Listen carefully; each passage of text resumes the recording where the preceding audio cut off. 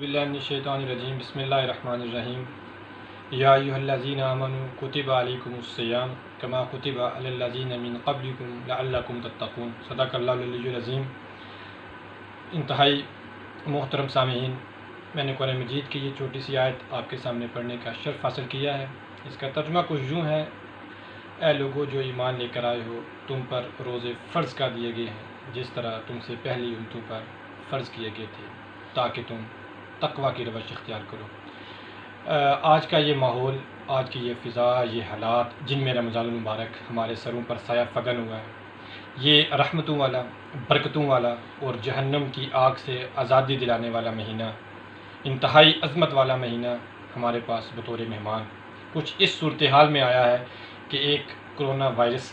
پوری دنیا کو جس نے اپنی لپیٹ میں رکھا ہے، خوف کی فضا ہے، ہو کا عالم ہے، اور ہر طرف جو ہے وہ ایک پریشانی اور ٹینشن کا ماحول ہے۔ یہ گھٹن زدہ ماحول جس میں رمضان المبارک آیا ہے، یہ ہمیں اس بات کا اندیہ دیتا ہے کہ اے لوگوں جو ایمان لے کر آئے ہو، اللہ کی طرف پلٹ آؤ۔ وہی سب سے بڑی طاقت ہے، وہی سب سے بڑی قوت ہے، وہی تمام جہانوں کا پالنے والا ہے، حق میں مطلق ہے۔ اور اس کے آگے گڑ گڑاؤ، اس کے آگے زارو کتار رو کہ آج مسجدیں ہمارے لیے بند ہونے جا رہی ہیں، آج نمازیوں کے درمیان فاصلہ پیدا ہو گیا ہے، آج صفیں جو ہیں وہ ایک دوسرے سے دور ہو گئی ہیں، آج انسان سے دور ہو گیا ہے، ایک گھر میں رہتے ہوئے لوگ ایک دوسرے سے دور ہو گئے ہیں،